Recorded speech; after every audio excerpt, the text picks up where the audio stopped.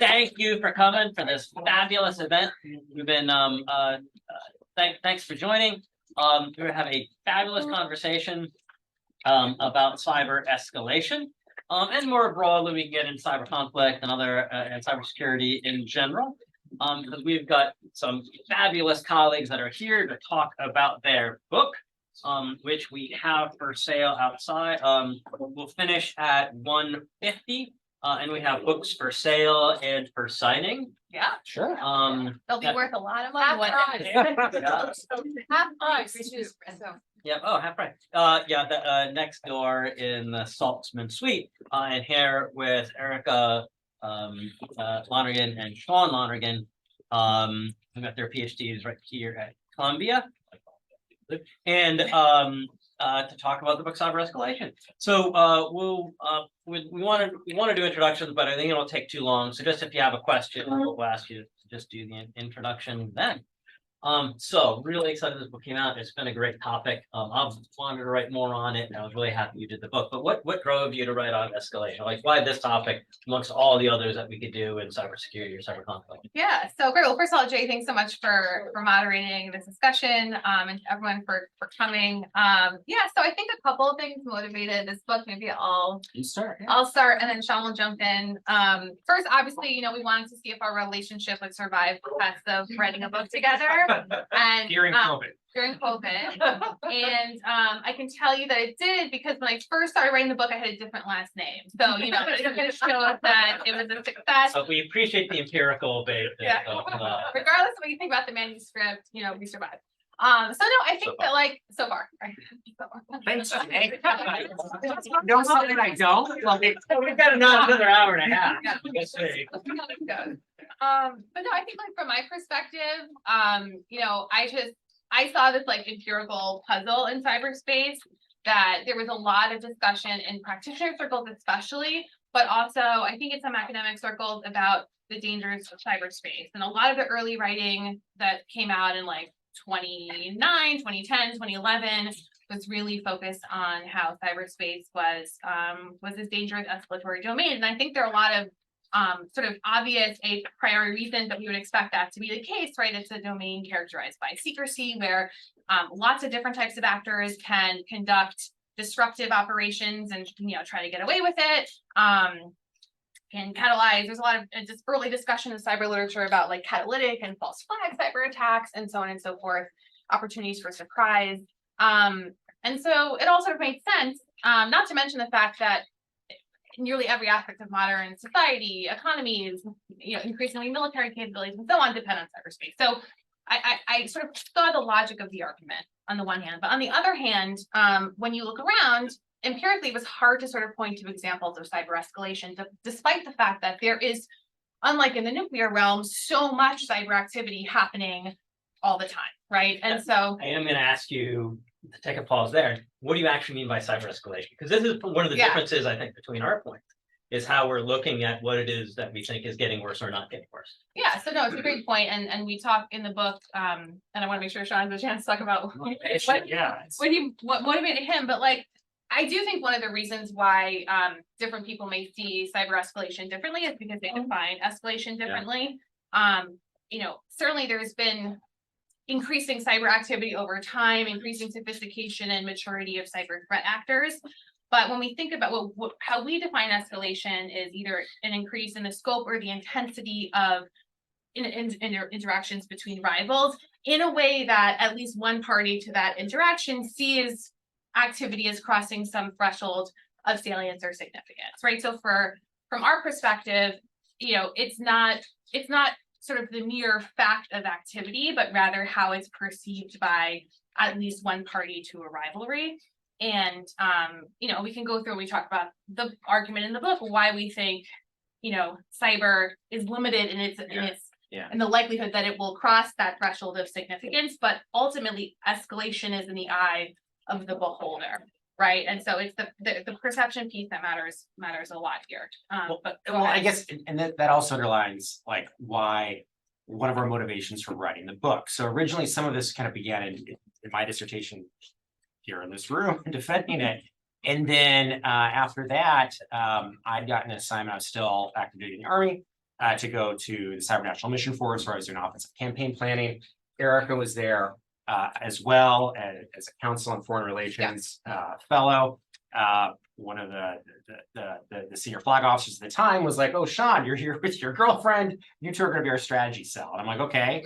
And so one of the things that we started doing during that period was really like it's how the world works in the military. And so we started writing what became kind of the foundational document for Defend Forward that underpinned the 2018 strategy. And I think one of the things that we saw was that there was a lot of confusion about escalation dynamics, how it was defined.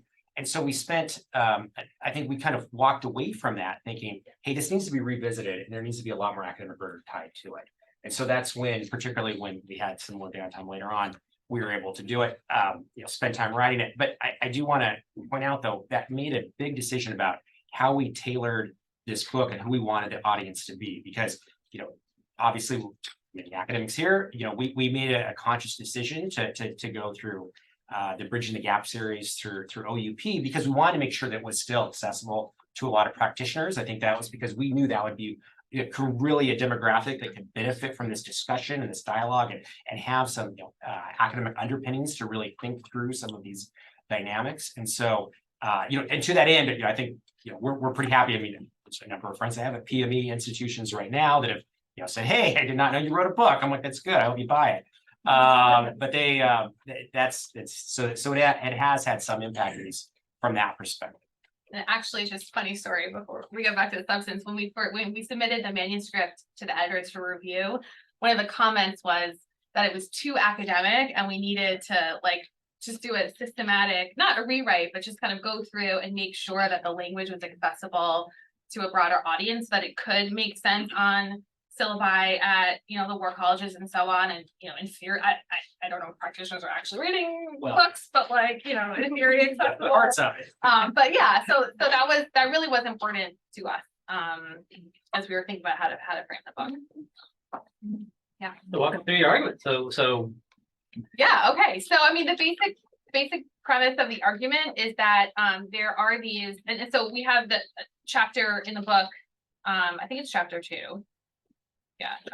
Chapter 2, that kind of sort of lays the foundation that the rest of the manuscript builds on. And it's sort of based on the idea that there are aspects of cyberspace that we might expect would sort of exacerbate, interactions between rivals and make them more dangerous on the one hand. On the other hand, there are these fundamental characteristics of operating in cyberspace that dampen escalatory risks. And so we have these sort of 4 attributes, and then across the rest of the manuscript, we kind of show how different ones are more salient in different contexts and ways that shape strategic interactions. And we think account for why, for the most part, you're not likely to see escalation in cyberspace, although, as you know, we do talk later in the book about the conditions under which escalation might be more likely. So you want to talk about the first I can want to do the two, first and two. we'll talk about the Okay, the first one centered really around the role of secrecy when it comes to cyber operations. So one of the key things here, particularly if you were going to go conduct a cyber operation, you typically don't want to tell your adversary, "Hey, this is what I'm going to come after you with. This is how I'm going to do it." Because then all of a sudden they're able to put in compensating controls and defensive mechanisms to really thwart that attack.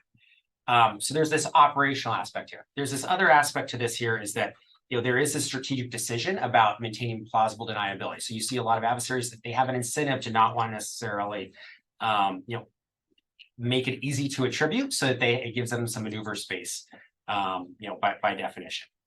The other piece here, and this is something that I think really before I kind of wrote part of this. Obviously, we made a lot of progress, post our time at Cyber Command. But before that, I was coming from tailored access operations at NSA and spent a number of years kind of doing kind of offensive cyber operations. And so, I think I walked away from that with, particularly when you're going after targets of strategic consequence. So, think through your things such as, going after power generation or some sort of like integrated air defense or whatnot. I mean, these are very hardened systems that by design are not easy to gain access to, let alone, they often use proprietary technology that's very hard to copy and understand. That, should you even be able to exploit, should you even be able to gain access, that, then all of a sudden you have to develop another tool that even lets you manipulate in the way that you're looking to. And so I really walked away from, if you're really trying to gain access to these hardened targets that are often not connected to the internet, the planning horizon for this could literally, it's not just days as many people think, it's really months to years in many cases. And often, the operational risk of it can be very significant. It's one thing to conduct an operation where, you're just, sitting at your computer and you're trying to go through the internet and gain access to something. It's another one when, you're dealing with an air-gapped system that's perhaps not connected to the internet, and you're having to have an operator on the ground that's going to associate with it and do like a close access operation or supply chain interdiction, which is such my background before this. So that was one aspect of this. Like, hey, it is hard to survey, to provide surveillance, to build the tool to gain access, then fundamentally to get access. There's another aspect of this that, just kind of going back to, cyber operations are essentially hard here. A lot of these systems are proprietary. They're very unique to what they were built for. And so there's not a lot of universal lethality of a tool set. You build a tool that goes after, let's say, again, as an example of whoever does it, like an Iranian centrifuge, very different than going after a centrifuge in perhaps the United States or another country. And so it's that's what that means, is that the time horizon for which a lot of these operations happen is elongated. Another aspect to bring up here is, that said, you do have these capabilities. They do, may point out, they do have a shelf life. Like, you are one patch away sometimes, in some cases, of them actually being rendered inert. I think I just kind of bring this kind of home here. What that means is that when you want to go conduct these operations, you often have to look at what is in your arsenal at that moment in time, and what you've built for and what you've planned. And in many ways, there's some other risk decisions when you make that calculus. Yeah, and so I guess the first, so basically the way we structure the argument is that there are aspects of operating in cyberspace that make cyber sort of an imperfect or poor tool of escalation on the one hand, and also aspects that make it unlikely that a target will perceive cyber activity as crossing some salient threshold, right? So the first two that Shawn talked about, the secrecy, both operational requirements for secrecy and strategic choices around maintaining secrecy,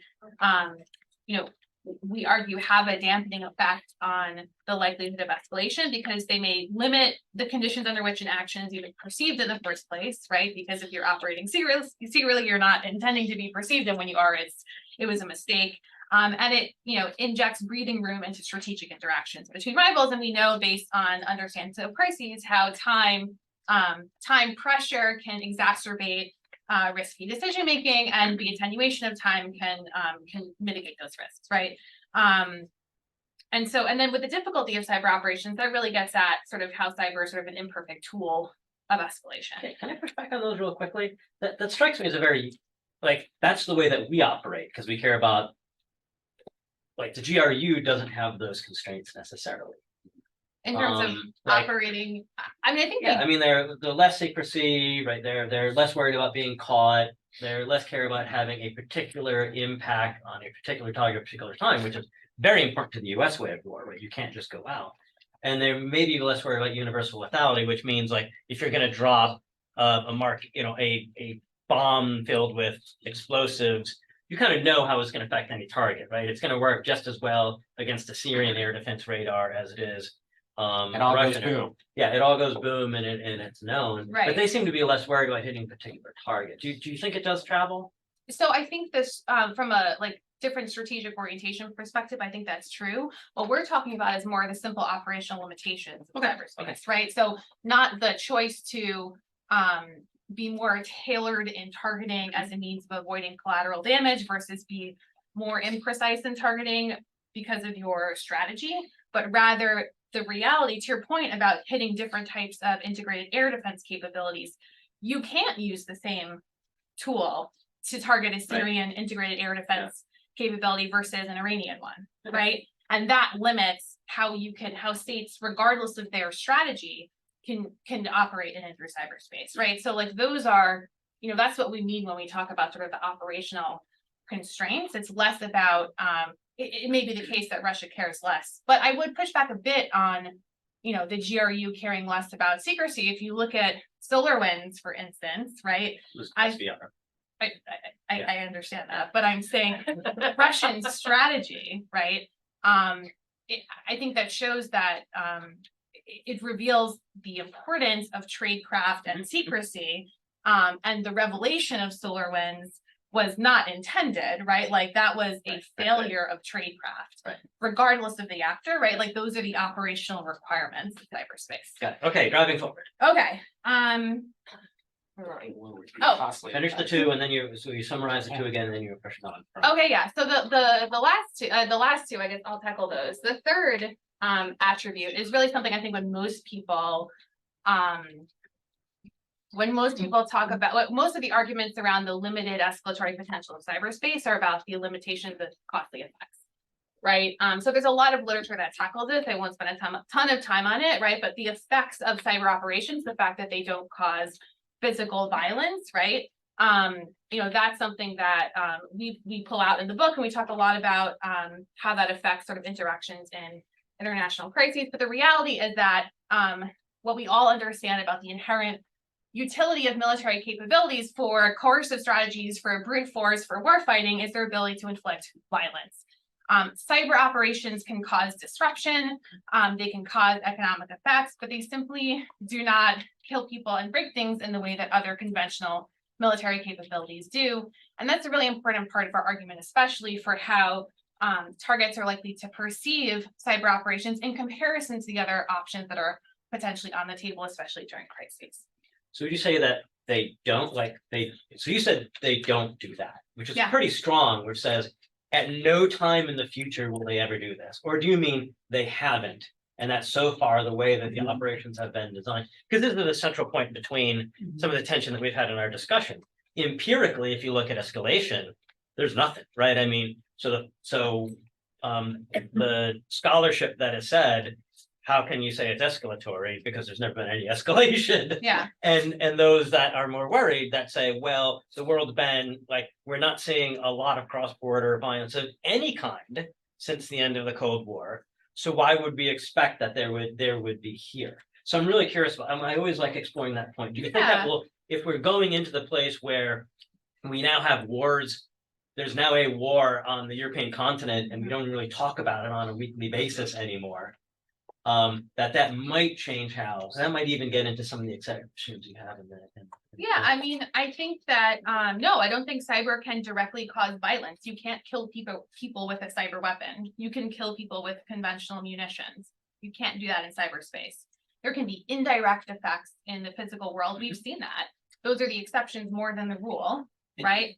If you look at, the cases that people worry about, like cyber operations against the power grid, critical infrastructure, we've seen that the effects have been disruptive and limited, but targets have generally been resilient, right? Well, I was gonna say, I think this is actually a great example. So like typically people, when they're speaking about this particular question, they talk about power grids going out. Yeah. People like coming off ventilators, people freezing to death in winter. And so I think like probably, again, it's a US example because it's kind of hard to look at that indirect data across countries. But I think probably one of the best examples that we have been able to find data on is if you think about Superstorm Sandy. So some of you lived through that. Remember, power was out for weeks in some areas, months in some others, along the northeastern seaboard. And in fact, it was height of winter when this occurred. If you look at the data coming from the National Hurricane Center, they looked at and they actually analyzed, okay, how many people died indirectly from the loss of electricity? And it was mostly people like older people falling downstairs. It was people kind of, lighting up gas grills in their homes and leading to fires. It was about 50. That's, again, very different than a bomb going boom, and I think that's another aspect, not to like sound like, all doom and gloom, like, hey, 50 people's lives don't matter. They do, but particularly when you're thinking through kind of the nation state aspect of this and as a consequence of war. Yeah, and I think I think this is why there's this debate right now in the cyber field about whether we should even conceptualize cyber as a form of conflict or whether it's an intelligence contest and conflict is the exception rather than the rule. And if you look at what we know, if you look at the empirical record of cyber activity, the vast preponderance is espionage, which is astounding because espionage is not meant to be observed, right? Which means what we're observing is failed espionage campaigns, which means that there's a whole host, like the implication is that that's the tip of the iceberg, and there's an enormous amount of cyber espionage activity. I think failed is a bit strong word, but yeah, that was detected when it wasn't meant to be, but it still might have been its operational objective. Right, well, detected when it wasn't meant to be is a form of failure, right? So I think that, you know, I guess my point is there is this intuition there that cyber is a useful strategic tool, clearly, right? Like in many ways, but it's not clear that it has the same analogy to physical violence. And I don't see that aspect of cyberspace changing, right? Like by its very nature. We do talk about the exceptions, right? Yeah. Can you wanna, because I really like the section on the exception. Yeah, so like, you know, we're not saying in this book that like escalation will never happen. That would be an absurd statement to make. More like the crux of the argument is that in general, we are trying to provide the theoretical foundation to account for why most of the time we don't see cyber escalation. That said, as more our arguments about when we're most likely to see escalation are based on physical violence, right? Like as more advanced weapon systems become dependent on digital infrastructure, as nuclear command and control and potentially even nuclear forces, as states our nuclear powers are engaged in nuclear modernization and are talking about these things publicly, you know, that creates unique types of risks. But so it creates, you know, it creates potential scenarios where a target may perceive a cyber activity against its integrated air defense system, against its early warning satellites in the context of a crisis. And if all the stars align, right, if the target discerns it at the particular time and interprets the behavior in a certain way and sees it as being either a precursor to war because the state has a counterforce damage limitation strategy, or because it's, you know, implementing some left of launch capability as part of an operational plan, and cyber is part of its, you know, phase 0 shaping capabilities. Is sort of like all these factors have to align for to make that interaction potentially escalatory, so the target may perceive a, you know, incentive to strike first, window of vulnerability, all that stuff around the literature, sort of the conventional literature around inadvertent escalation. But our point here is that for all those kind of pieces of the puzzle to work, the conditions I think are really narrow of that actually materializing in practice, right?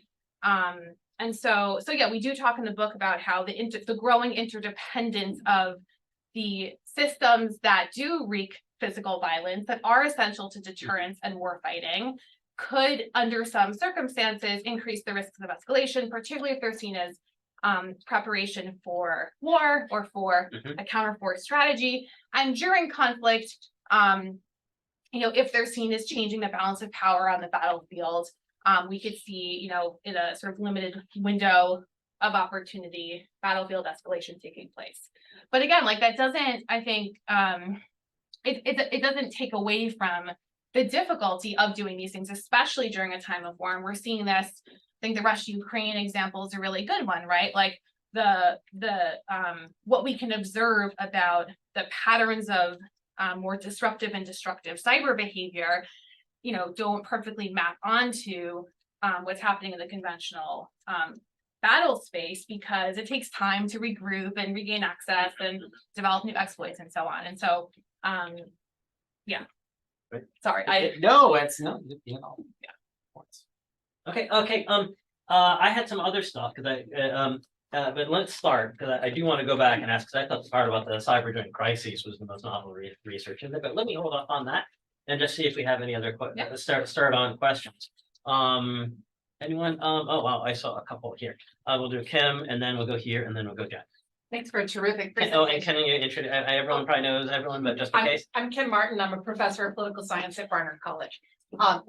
Great presentation. I really look forward to reading the book. I have a question about the timing question during a crisis. If solar winds had not been discovered, is it not possible that somebody could have exploit embedded that has not been found and choose to activate it during a crisis? And how does that fit into your timing? That was Shawn who made that, actually. did you want to take that, Blair? You started? Yeah, I mean, I think that Yeah, there is that possibility. There's always the possibility, right, that you know, I don't think SolarWinds isn't the only potential instance of that, right? We knew in 2016 that Russia, or 2018, you know, Russia gained access to the power grid, right? Or even if you're looking now at the example of Iran having gained access to various water systems, right? Adversaries are constantly seeking to gain access to critical infrastructure. We may not know why. It's possible. I'm sure some set of that activity is sort of laying the groundwork for a potential disruptive type of action. You know, I think that the time factor goes both ways, though, right? Because if a threat actor sought to, you know, conduct that operation at a particular time, that requires maintaining persistent access to that target over some unknown period of time, and know with some level of reliability that it can cause that effect when it wants to during that moment of crisis. It's certainly possible that all of those things could align, but there are all of these points of failure over the course of that time. And so that's sort of, that's one of the ways that time factors into the argument. Well, I guess agreed. I mean, I think the other aspect of this is most countries that have offensive capabilities, that they're doing offensive campaign planning and thinking through, hey, in a moment of crisis, in a moment of a contingency, what accesses ideally do I have? What systems do I have the ability to manipulate? And so, yeah, SolarWinds, if it hadn't been detected, that's just one. Honestly, it was mostly targeting, you know, enterprise email systems and whatnot. Probably not, it wasn't hitting a lot of the operational technology, some of these more closed systems. That said, but there's a guarantee that there's still other accesses that another country or this country could have that they're going to want to exploit during a crisis. I think it really comes down to what we're saying is, well, what are those systems that they're hitting during that moment of vulnerability? How is it perceived? How does it change the calculus? Because there are an aspect here, I don't think we've really covered too much yet about how sometimes during a moment of crisis, some types of cyber operations could be off-ramps to escalation as well.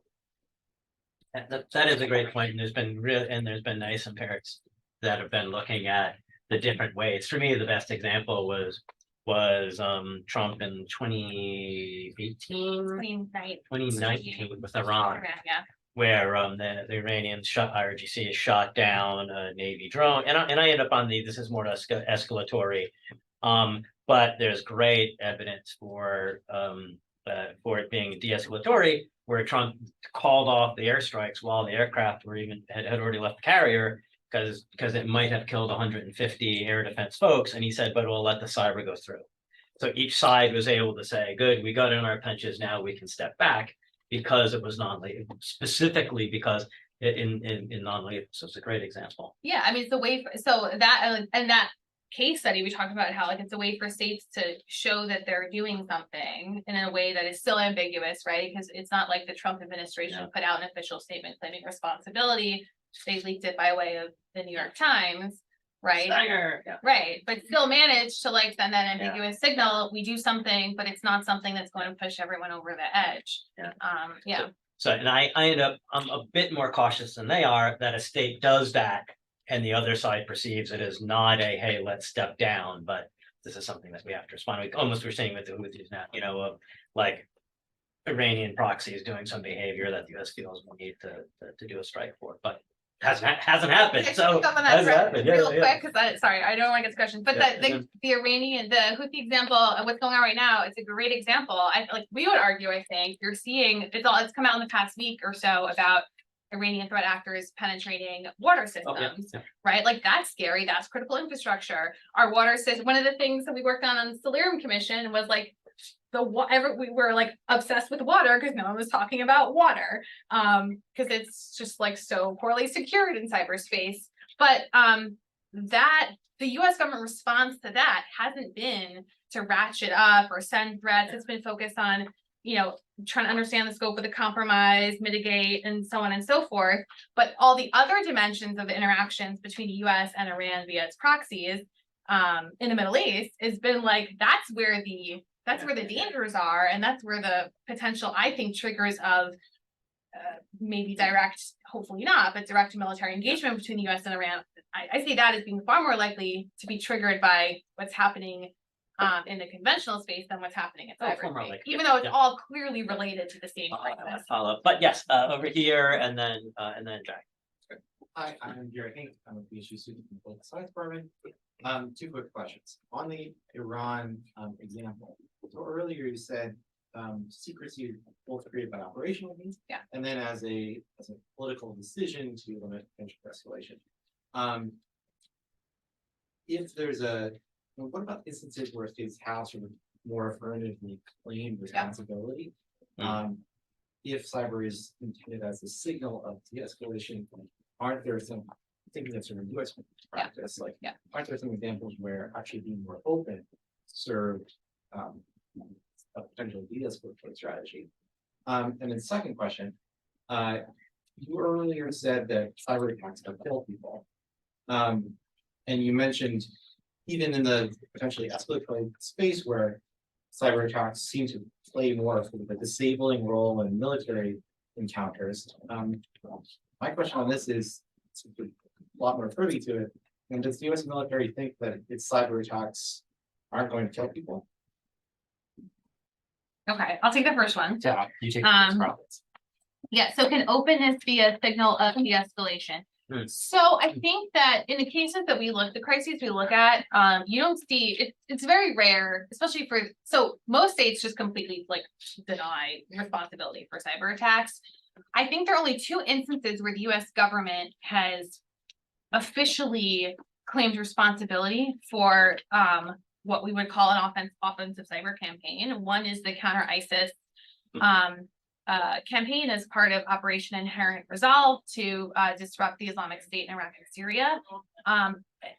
That's not particularly surprising because it was in the context of a authorized conventional military operation. It was against a non-state actor rather than a nation-state adversary. And so I think it's kind of an exception that proves the rule. I think the second one is probably the 2018 midterm. Oh, yeah. The Cyber Command operation to disrupt the Internet Research Agency in the sort of short window of time around the elections. And what's interesting there is that, again, what the US government publicly talks about is cyber activity against a non-state proxy group. You don't hear the US government talking about what it may have done, which it may or may not have done, but like what it may or may not have done against Russian state actors in the context of the 2018 midterm elections, right? So I think going public about the Internet Research Agency, again, like it has some parallels, although quite different from the ISIS, the counter ISIS campaign. So I think it's less that they're officially claiming responsibility can be a signal of de-escalation, and more that the ambiguity, sort of the I don't want to say plausible deniability, but really it is, right? Like the kind of the convenient ambiguity around responsibility can kind of help states satisfy different audiences, especially domestic and international ones, in a way that enables them to avoid officially claiming responsibility and create opportunities for crises to de-escalate. And here we can borrow a lot from the intelligence scholarship and covert and clandestine capabilities. Yeah. Well, so to your second question, I'd say if you really look at how the US military has started to think through how they would actually employ cyber operations on a battlefield, it's mostly as a shaping operation. So the primary criteria that would primary instrument that would actually lead to violence, so lead to actual killing, would actually be still a warfighter or a bomb or whatever the system is, but that cyber would shape the operational environment in which that warfighter is actually employing lethal force. So again, going back to a scenario, taking out an integrated air defense system, limiting, messing with precision navigation and timing that perhaps is being used, by a Navy in a particular area. So somehow shaping the battlefield in a way that is advantageous to the United States as they go and employ their particular operational mission that they want to pursue. I saw it. Jack. So it sounded like you were saying that the kinds of offensive cyber capabilities that you would need to create an exploitable window of opportunity against, say, early warning, command and control, that sort of thing, are different. Different kinds of offensive cyber capabilities from run of the mill of what you would be doing. And so my question is that right? Are they different? Are they distinguishable to some outside observer? And are we already, we meaning like anybody, already doing things that are of that type of offensive cyber? If we are we doing it precisely so that we can create a window of exploitable opportunity against early warning? Or are we just doing it because, well, that sort of thing is Stuxnet, and we're doing that not to knock out early warning, but we could do that same thing to knock out early warning. And by doing what we're doing, we're getting know-how in carrying out that task.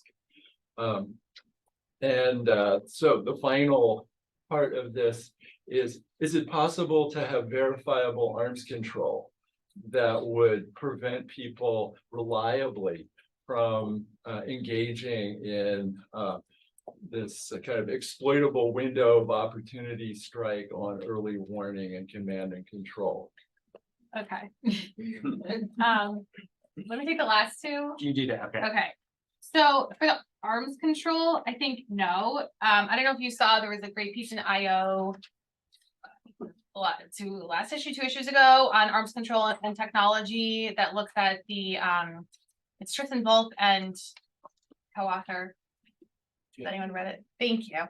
About arms control and technology, and they make the argument about the interdependence of civilian and military uses and integration into the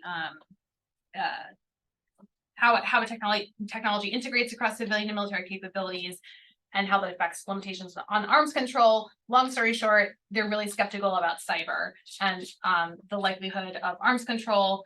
So I think it's a really good article to read. It's not our argument, but I just thought about that. In terms of the challenge of verification, right, it gets at the operational secrecy aspect, right? The things you would need to do to verify compliance with any arms control regime render those capabilities moot. So what you can, I think, regulate in cyberspace is behavior rather than capabilities, which that's more in the realm of confidence building, I think, than formal arms control, right? Where states can unilaterally or bilaterally or multilaterally agree that they're going to refrain from doing some types of things, and some types of things are off the table. You know, states could get together and say, well, we won't target nuclear command and control in cyberspace.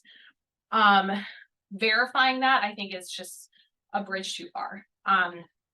Because what states would have to open them to the types of inspections regimes that would be required would just make those capabilities irrelevant, right? And so there's no incentive for states to make those formal agreements, but like there is room for confidence building, I think, and it's been attempted in cyberspace, more so in years prior than in the current political environment, especially between the US and Russia, right? But if you look at 2016, during the election interference, Obama called Putin on the hotline, and which had been a confidence building measure Russia and the US agreed to a couple of years prior to communicate a deterrent threat for Russia to not directly interfere in the vote count, right? Whether that worked or not, whether that was a cause of successful deterrence, we don't know. But long-winded way of saying, I think that verifiable arms control regimes are not feasible in cyberspace, but forms of confidence building are. Is this already happening? I think if you look at least if you look at what's out there in the unclassified space in terms of the strategies and doctrines that the mature powers have put out there, the use of cyber as a shaping tool early in a conflict to temporarily disable early warning or air defense or and so on, like that's part of US strategy. It's part of what we know about Chinese strategy, right? In practice, whether decision makers, whether commanders would want to rely on that capability in a contingency or conflict, I think is an open question, right? Because, you know, if you're the J3 at Indo-PACOM, right? Like you're in charge of military operations in the Indo-Pacific region. And you're in a contingency is about to unfold with China. Are you, and you have a priority target set that you need to hit at a certain point as part of your operational plan? Are you going to want to rely on cyber capabilities to do that? Or are you going to use munitions where you have some prior reliability of their ability to hit the target at a certain amount of collateral damage with a certain level of precision, and so on? There could be instances where cyber is useful because you don't want to destroy something, or you want it to be kept secret, or cyber has that unique capability. But for the most part, I think there is that challenge of reliability that I'm not sure a decision maker, a commander would want to depend on, if their operational plans depend on it working, right? And just to that point, one of the problems with this is, so the minute that you can take out one of these systems, it can be very hard to know that it actually worked. Because Right. you can lose your Especially you can the lose timing how of it's it, yeah. communicating back to you to understand that you actually had that effect. And then to know, like, maybe it got restarted, maybe they just like flipped it and all of a sudden your tool didn't work. Well, how do you know about that? Because now your exploit potentially could have been scrubbed from it. And so there definitely are these incentives to from a reliability aspect. What you're Yeah, saying. especially the synchronization of like true like combined arms in conflict, right? Like if like you need to know with some reliability if the enemy's air defense systems have been disabled in the window of time where you want to deploy some aircraft to bomb something and not be detected, right? So we haven't seen that play out in practice, so it's just hard to know. At this point, it's just speculation about I guess like risk profiles, and there's also a challenge too in the ability of the cyber operators to effectively communicate both the risks and the opportunities. And when we think about like joint military operations, right? Like whether the J3 at Indo-PACOM is not going to be a cyber person, right? Yeah. Whether like they are going to trust, there's that sort of like interoperability and like cohesion and unity of effort that like I'm not sure that. Well, yeah, and you have a number of cyber officers, or excuse me, a number of officers in the military that did not grow up originally doing cyber. So it's unique for them to think through, how am I going to integrate this? How do I trust this? How do I envision employing this, and do I have confidence that it's going to deliver the effect? And that's where Also, particularly that Cyber Command is prioritizing that, right? The way Well, that Cyber Command is oriented is not around that. it's a separate point, but Yeah. because I do want to return to Jack's point real quick. I think just one of the aspects of that is that you can have a lot of commanders that could be a commander of Indo-PACOM and say, hey, I want you to deliver X on this time and date.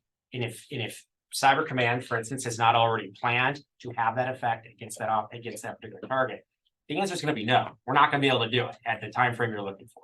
And I think that's where there's still some tension of setting a lot of these senior officers to understand, hey, these are the dynamics of why cyber operations really have a different planning horizon than other types of the employment of different types of munitions. But and this goes back to we've got stories about this back to 1999 in Kosovo of officers saying the same. It was one of my proudest moments in the Pentagon in '98 of getting together the cyber folks with the Air Force targeteers and having this issue.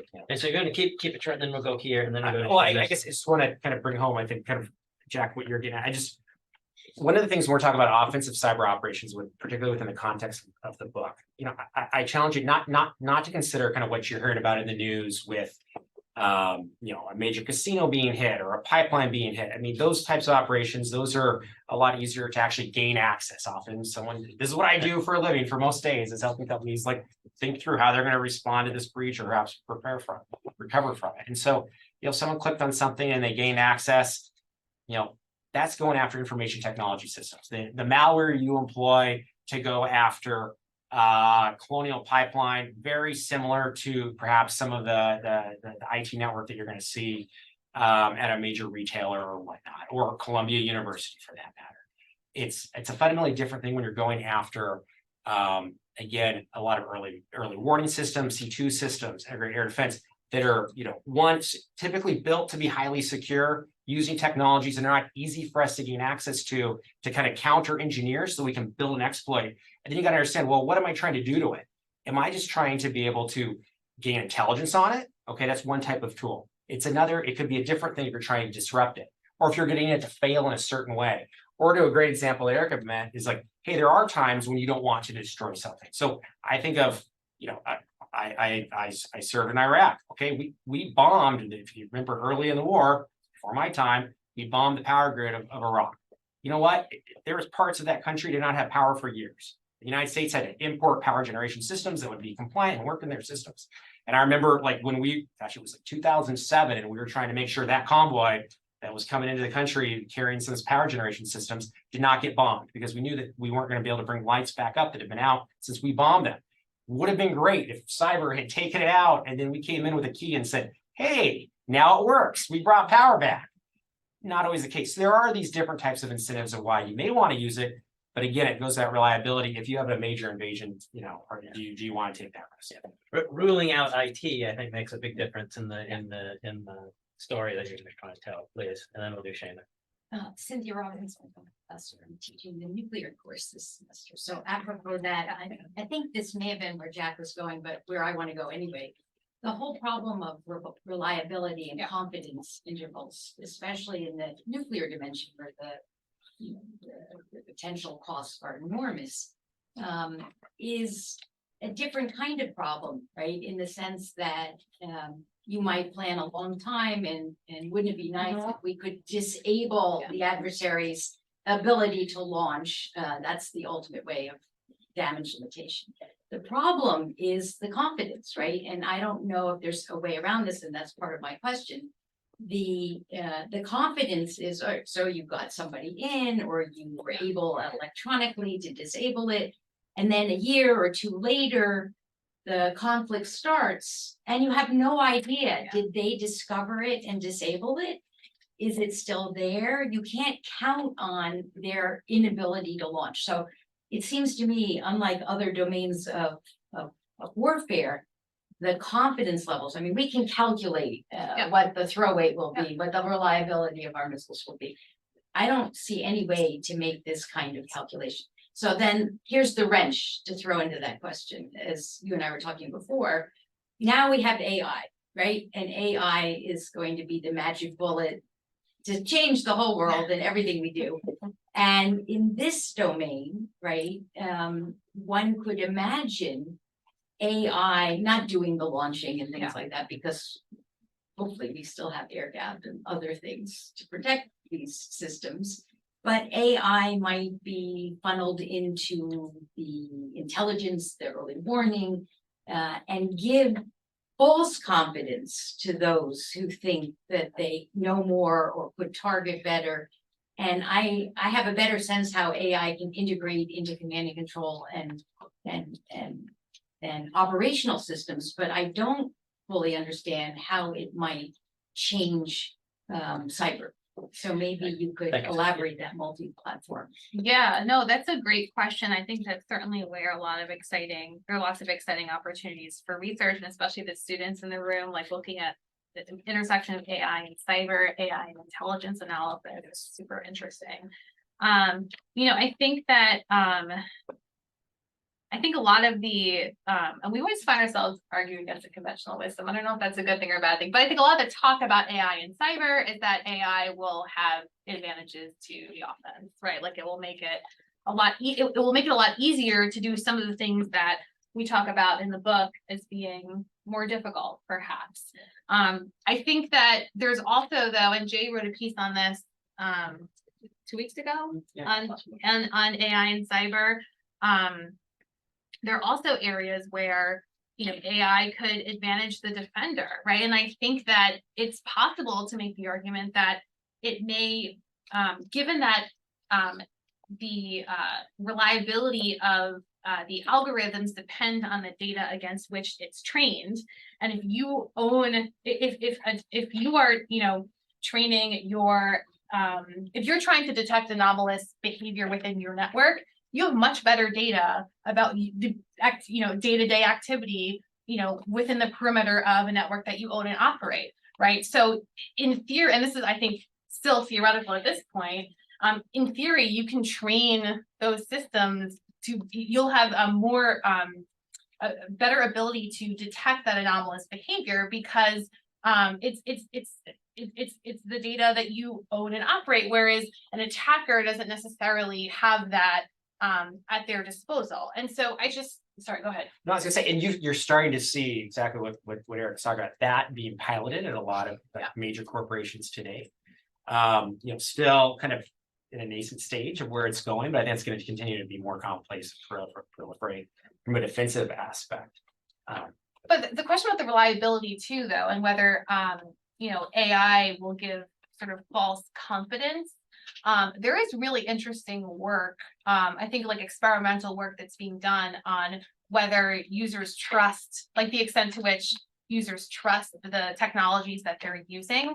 And so I can't think of the pieces off the top of my head, but I think there is interesting academic work in this area in terms of how users are interacting with the technology, right? And whether it gives them a false sense of confidence or whether they discount, the decisions that the AI technologies are recommending. And so I think, I don't have a definitive answer, but I do think it's a really rich area for lots of research. Yeah, thank you. My name's Seamus. I'm a second year MIA student at SIPA. In your book, you mentioned a cult of the cyber offensive, not just in the US military, but in cyber forces across the world. Yeah. And also that one area in which we might see escalatory risk is if everyone stockpiles these cyber war plans and is constantly on edge looking for opportunities for OCOs. However, you also mentioned that offensive cyber operations normally necessarily require months or years of planning.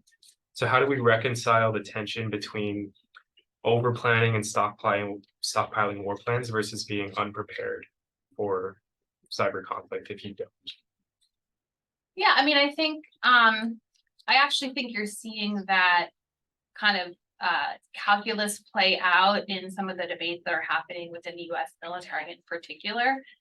If you look at recent strategy, right, if you look at the latest Department of Defense cyber strategy, it does sort of try to have it all, right? It talks about the role of cyber in conflict and the need to prepare capabilities and better integrate cyber teams with, conventional planning teams to figure out how to better utilize cyber in times of conflict, and also at the same time employ cyber capabilities below the level of warfare, a la persistent engagement. And that's all aspirational. The reality is that how you prioritize and allocate resources requires a trade-off. And so there is that trade-off between building capabilities for a potential conflict, right, with a great power rival, versus operating in cyberspace in the day-to-day to disrupt, proxy actors and, election interference and even cyber criminal activity, which Cyber Command has more recently gotten involved in. And so, yeah, it is true that some of that activity below the level of war can gain better insight into what may transpire in the events of conflict. But I still think at the end of the day, some of it is zero sum. And that will be a choice that decision makers have to make about what is the best use of these resources, right? Cyber Command is 6,200 people. That's not a lot of people, right? That's the size of a brigade. Yeah. Right. Yeah. It's an area that requires, talented and skilled personnel, right? The military has major retention issues and so on and so forth. So how are we to best use these people against what target sets and what types of contingencies? And I don't think cyber is an area where you can have it all, more so than there are trade-offs in all policy spaces, but in cyber in particular, it's not an area where you can have it all. And I don't know that that the military has really figured out how to do that. And I think that the easy answer is the gray zone stuff, what Cyber Command likes to talk about. Because it's, you can talk about it, it's, it's stuff that you can do and justify your existence. We disrupted some Russian proxies and that's great. But the strategic stuff and the warfighting stuff, it's a lot harder and may or may not materialize, hopefully doesn't, right? But yeah, I kind of went on a tangent there, but No, that. Didn't move on. That's good. but yeah, no, I think that's the trade-off, and I don't think that, at least from a US perspective, they've policymakers have really figured out where to make the investment. Great, so thank you so much. This is so fascinating and I look forward. Can you just introduce her? Hi, I'm Tamara Mason, I'm an assistant professor at SIPA. And I study the information space. Yep. And this is really like where I think there's a lot of interesting connections. So my question is first kind of a bit on the theoretical side, just to understand your argument. So I think you mentioned in the beginning that like what defines escalation is at least one side in a conflict or in a dyad kind of use an action as crossing some sort of threshold. And I was wondering if in your theory there is kind of a place to explain, how an attacker would perceive that threshold to be. So like, do they in the intelligence gathering and analysis, do they estimate what would be kind of above the threshold that could lead to escalation? Or is it something that is, below, kind of like, is there an intention to stay below the threshold so there's no escalation? So kind of like, I'm curious about that. And then in relation to kind of a bit more of the stuff I studied, you did mention election interference, and I was like, oh, this is so interesting because like, is this considered also a cyber operation? And that can cross a certain threshold, and any of that kind of what that would look like, at least from a theoretical perspective. I don't know how empirically that would look like in different cases, but I was just kind of curious about that particular point of like, okay, so if escalation means somebody has crossed the threshold, what that looks like, and is there an intention to kind of stay below it or above it? Yeah, I mean, I think that if we can infer based on like what we've observed so far about cyber activity, like there do seem to be sort of implicit thresholds where like there generally are these like tit for tat responses to cyber activity, and states don't, for instance, like there seems to be something of a fire break between cyber and kinetic realms, such that states may respond to cyber activity with cyber activity, but they don't respond to cyber activity through escalating to a kinetic response, even though, states like the US maintain this ambiguous declaratory policy where they reserve the right to respond up to and including with nuclear force to cyber attacks of significant consequence. I mean, no one believes that, but like, so you can kind of, I think, like infer it from what we've observed about interactions between rivals in cyberspace. But I do think there still is a lot of ambiguity about whether different states define threshold, like beyond that sort of clear fire break, whether there are other thresholds that different states perceive differently, right? So like whether China, so every once in a while you get some like crazy like op-ed that talks about how we should use cyber to take down the Great Firewall, right? Whether or not that's technically feasible, I don't know, but like that probably is a threshold that's salient for the CCP in a way that it's not a threshold that kind of universally translates to other states. Yeah, I would say, so again, we kind of laid it out. This is a challenge where we have seen like from our research, some of these fire breaks, but it's still an area that like, I think warrants like a lot of further research.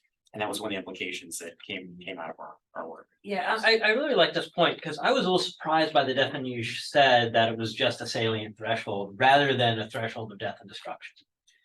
Because, I mean, we've got good examples of cyber having gone past thresholds that were considered salient, right? I mean, Peter Clement, when he was writing the Intel community assessment of why Putin did the 2016 election, he thought, well, that might not be the example I thought it was. He had said that he thought that the Intel community assessed that Putin did that for one reason, because he thought the Panama Papers was a covert action against him. That might not be the example here, but certainly in my time in the military White House, right, nobody cared that China was doing intellectual property theft. I mean, they cared, but it was subordinate to the economic issues. And by 2014, you had Obama saying at the Sunnyland Summit, this is central to our relationship. And until we talk about this, right, going from something that President Bush did care about to something that President Obama put central strikes me as a saintly. I'm not sure what that's a salient threshold, but it's certainly not a threshold of death and destruction. Yeah, but yeah, we're not gonna go to war over. Well, that's not what you said the definition of escalation was. You said a salient threshold. Right, but okay, All right. sure. So death and no, I No, mean, it's not this is death what- and it's not destruction, but sure, right? It was central to the president in his message to Xi Jinping. right, but the tools that the US used in order to try to change Chinese behavior around cyber-enabled intellectual property theft were diplomatic, naming and shaming, economic sanctions, and ultimately the 2015 agreement, right? So So it's escalatory, but our response was because our because our response wasn't that we know cyber, it doesn't fit in. no, I don't think that's I don't see any escalation there at all. Okay. Yeah. Yeah. Okay. But I did want to get to Oh, yeah, Sarah's yeah, question about election interference, about whether this is also cyber. I mean, the intersection of the cyber and information environment is super interesting. And I think that unfortunately, like sometimes we silo it, but it shouldn't be. We saw certainly in 2016, there was the information component, there was a cyber enabled information component, the hack and leak stuff. And so I think especially I think the US really struggles with how to conceptualize this. It's hard, just to your point, I think earlier I used the example of cyber operations as a shaping mechanism that includes the information domain. Yeah. And that's one that I didn't make it as the point, I think we get the book. So that's where I do think there's a tie-in, and that's where particularly from a US perspective, one of the things we were trying to do was trying to integrate better IO planners into our operations to think through, hey, how do we get after this particular domain as well and see that integration? And it's something that if you look at some of the early genesis for how cyber operations were envisioned, it actually started kind of there. And then it kind of went into a different direction for a number of directions, but we have seen it try to spin back. Can I follow up on, I'm sorry, go ahead. No, go ahead, please. Because it's fabulous. Is there any work that's been done on escalation of information operations? And are we seeing any state, in the states that we're worried about, China, Iran, North Korea, Russia, are there any writings coming out of there, official or academic, on how they see these dynamics? I can't think of any on either example, but I'm kind of curious. I don't know. I mean, tomorrow you do more of the work in information. Working on this is academics. Yeah. Sure, Yeah. but But for escalation, itself, right, yeah. well, where will states decide to Yeah. respond with? Fascinating. Yeah. Right, good. Excellent. All right, so hey, good, there's papers for you students. We're down to the last 10 minutes, so. Okay, I'll be quick. Hi, everyone. Paige Fortna. I teach in the political science department and I'm director of the Saltzman Institute. Thank you guys both for sharing this super interesting stuff with us. I wanted to ask about the distinction between cyber and kinetic, and a maybe slightly different line between death and destruction. Yep. Yeah. And I've been thinking about this from a totally different perspective of thinking about, insurgency, terrorism that kills people versus sabotage. And so it sounds like, so I guess the question is both for you guys and other people who study cyber and for policymakers who are thinking about this, is the distinction between cyber and kinetic, or is it between people die and stuff gets messed up? Or both? Yeah, no, I think it's a really good question. And I'm not saying that as a way of delaying the answer. I hadn't thought about separating out kinetic from death and destruction. So I have. Go ahead. No, so That's good. couple thoughts, shocking, Yeah, but no, that's a couple good. thoughts. That's good. So I think when I originally started thinking about this particular challenge, I think it was when was Sony, 2014? 2014. You had a case where you had a US company that had, we found North Korea, if those you remember, oh gosh, what was that movie? Oh, The interview. Yeah. The interview, not a great movie, but essentially was making fun of their leader. And then what we saw was cyber attacks against Sony Pictures. What ended up happening was they took some corporate emails, they were leaked, found out some certain Sony executives had, I guess kind of slammed Angelina Jolie, several different movies that had been ready for production, ready to go out, ended up getting posted online. And I think the interview, they ended up releasing it for free at one point. They delayed the release, but long story short, you had a US corporation which had significant economic loss coming from this, reputational loss as well. And you had a foreign country who did this, and everyone knew it was them. Now, if we had changed the net of how that operation was done, where you had like a DPRK special forces team who invaded California, broke into the Sony headquarters, banged up some servers, caused some destruction, then left, I say, hey, that's violence. You had that operation. I think you would have seen a much different response than what happened with the United States, which really kind of admonished them. But there wasn't like an escalatory response. And I think would have been elicited had there been that kind of violence of action, an invasion of US soil. So it's the physicality, I think, of it, of the death and destruction, which, is inherent in kinetic capabilities, but And so also inherent in other. But does that also come around to if there's cyber stuff that does indirectly, but still clearly cause loss of life, taking out a hospital system and a lot of people die because of that, does that then you've got death, but it's not the physicality, right? Yeah, I mean, I think, and that's where the power grid use case comes in that a lot of people point to. I think there is something about the difference between direct and indirect effects that matter. Although certainly a cyber attack that takes out a hospital system or takes out a power grid and people die as a result is more significant than a cyber operation that steals data, right? So it's clearly there's a level of cost imposed that is different. I think the question is whether you're looking at kind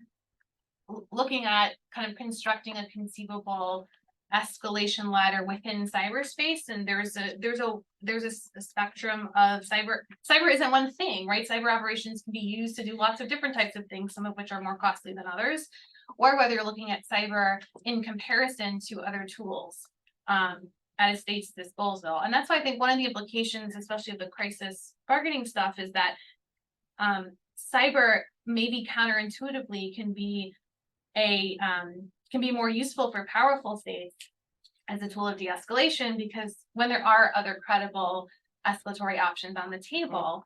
And so when you think about how a target interprets thresholds and intent, right? It's and that's where the Trump example becomes really, I think, illustrative of that, where we walked back the airstrike because it would kill people, but we did the cyber. The US can send those differentiating signals.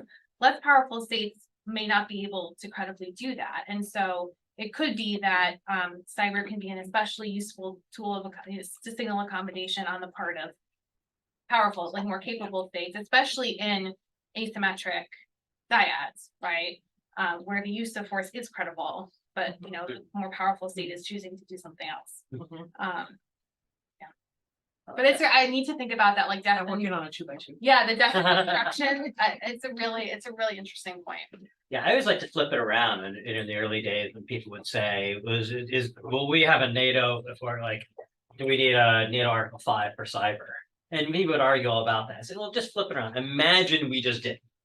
The NATO declared Article 5, or some state decided to go to war or do an armed attack because of cyber. Tell me something smart after the fact about what that cyber was, right? It's either death and destruction, or it's it's in the realm of emotion and psychology, and right. someone said, this must not stand, right? And that's why I think this book does such a great job of helping us walk through that. Any last points in the last couple of minutes? We've covered so much. We've covered some of the reasons why it will not be escalatory and why others are. There's great stuff in there about looking crisis by crisis. We didn't have enough. We mentioned kind of the Iran example in particular, but also there's tracing with Russia and China and others. There's going through a whole list of crises, which I've never seen any scholarship do before, of going crisis by crisis and how cyber was more often an accommodating signal. There's a good set of exceptions that gets into nuclear. What else is in there that we didn't talk about that you'd really like to highlight? So I guess the one thing, I don't think we ever got to the fourth characteristic. So really quickly, we talked about Yeah, start us on the first three and then hit us on the fourth. talked about secrecy, we talked about the difficulty of cyber operations, not all, right, like some. Now, obviously, there's a big class that are easy, but they're not, we think, strategically important. The third is the cost of cyber operations, and then the fourth is the trade-off between military and intelligence objectives right. in Yep, cyberspace, which we kind of, danced around a bit, but didn't really hit on directly, and that is an important getting to Seamus's question about trade-offs and prioritization, right? Cyber, the things that you, from an operational perspective, the things you do for cyber intelligence operations are a precursor to cyber attack. But the intelligence operations have their own inherent value, and doing the latter often precludes the former. And so when you think about how useful cyber is as a tool for attack versus its utility as a tool for espionage, that's another one of those trade-offs that decision makers have to make that may make them choose to preserve access for espionage or invest more in that capability rather than for attack, which maybe it's better using other things to accomplish its objectives. So that was just the fourth. No, Well, good. well, I guess just as a final point to just dovetail off that, that's why particularly when you're trying to assess kind of what, another party could be doing, Yeah. thinking through some of those organizational dynamics, particularly at play in the tension between an intelligence organization and perhaps a military organization that it wants to, perhaps leverage in a certain way, really can be fundamentally kind of telling and something that, really as analysts trying to interpret some of these signals that are being sent by an adversary, particularly related to cyber operations, really is just an important point to know. Yeah, and how different states structure like their military and intelligence organizations and cyber, and the relationship between them varies, right? And so that's Hence, it's a great CBM. It's one of those areas where, hey, understanding, hey, a confidence building measure, like, hey, how are countries organized in this perspective? Like, kind of back their arms control piece. Like, there's an aspect here so that you can essentially divine a little bit. Hey, who sent that? Who did this operation? How is it being attributed? What are we supposed to divine from that? Great. Awesome. Thank you for this great conversation, and thank you for this.